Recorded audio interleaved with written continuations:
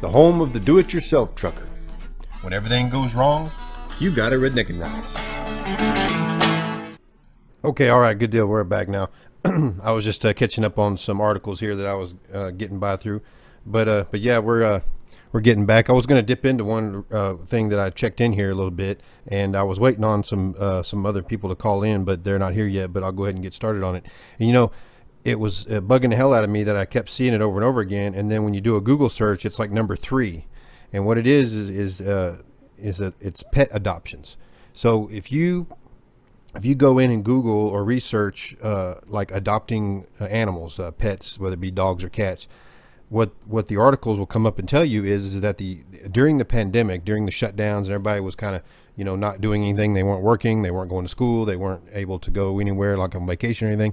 So pet adoptions just went through the roof. They were adopting dogs and cats, and the shelters were basically running out. They didn't have any to you know, which I always thought was a good thing. I thought that was the goal, is what we were trying to do was eliminate the need for the shelter kind of thing. It's kind of like homelessness. If you can, you know, stop homelessness and everything, then you wouldn't need that stuff. Well, I thought that was the case, but it seemed to me that it's always a reoccurring thing. It's like a revolving door, because what happened is that now that the pandemic is over, the adopted pets are being returned like at a record level.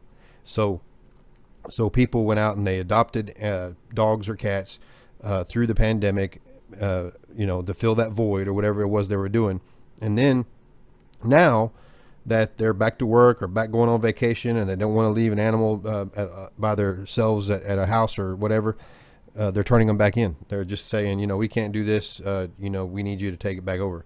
And I always thought that was like very surprising to me, but I guess, you know what, not surprising at all. This was out of the NBC Channel 10 in Boston. It was on May 13th that this article got published, and it says animals adopted during pandemic are being returned to shelters. It says animals are in need of forever homes as more and more people who adopted pets during the coronavirus pandemic are bringing them back to shelters when they head back to the office. It says, as COVID-19 restrictions are lifted across the country, there's a disturbing trend emerging for our four-legged friends. The pandemic pet adoption boom seems to be bursting as more and more people are sending their animals back to the shelter as they head back to the office. And then, of course, they've got a little story here. I think there's like an article here. And the ad was going, so I kind of cut the volume for that.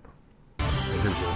As COVID restrictions are lifted across the country, we are seeing a disturbing trend. The pandemic pet adoption boom that started about a year ago seems to be bursting. People are sending their animals back to the shelter as they go back to the office. NBC 10's Catherine Underwood reports.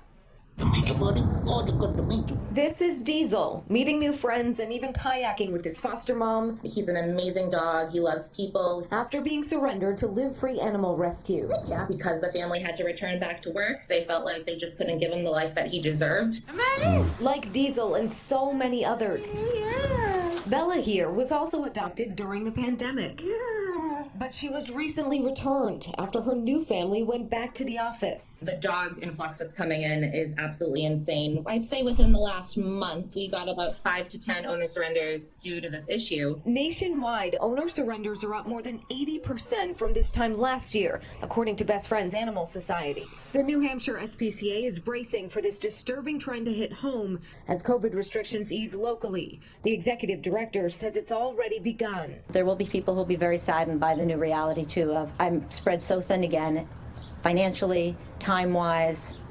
I just can't give the pet the attention it needs, and that was how our first one came back. As difficult as it is on families, it's a hard conversation to have, and it's hard to admit. It's not any easier for the animal, now back where they started before the pandemic. The good news is the animals that are surrendered will again be adopted and find their new forever homes. Now, it's important to note that abandoning an animal, even if it's on the front steps of a shelter, is illegal in New Hampshire. So be sure to call your local rescue and surrender the right way, no matter how hard that might be. Reporting in Stratham, New Hampshire, Catherine Underwood, NBC 10 Boston. And there you go. Let's see. Don't need to get that. But yeah, you know, that right there, that's one of those things where it should be a big responsibility for everybody, that when you think about having an animal, of course, you know that when I was young, you think you can maintain the responsibility, but then you can't. So you need to, find out a way to take care of that or somehow. And I think that, the more and more we learn, the more and more we say, hey, I don't need to be doing this. This is, if I know, that I'm not going to be in it for the long run, then I shouldn't be doing it at all. And we should always be on the lookout for, problems like that. You see circumstances where people get into circumstances where they have to move, and the place they're going to, they can't allow animals or anything, or they're going somewhere where it's not going to be like a bigger yard. They're getting that reduction in size of the yard and all that stuff. So there's a bunch of deals going on with that. And I just thought it was, they said up more than 80% nationwide, according to a couple of the organizations. And that's just crazy. I didn't realize that, that had been a big deal like that about them and everything. So that was just something I was throwing out there. If you got anything to say about it, like I say, give me a holler. 516-387-1733. And then just be part of the conversation. Just hit 1. And like I said, check out our website and everything. That this is kind of stuff we talk about, kind of getting through there and everything.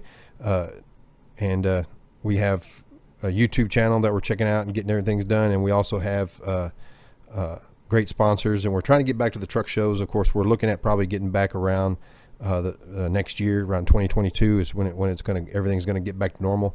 A lot of the states still have not reduced their COVID restrictions as far as having like gatherings or functions or whatever. So it's kind of, everything's kind of being, looked at in that regards. So we'll do all that when we can. One of the bigger sponsors that we had join us here this last year, and we were all excited about, was Trucker Tools, the Trucker Tools app.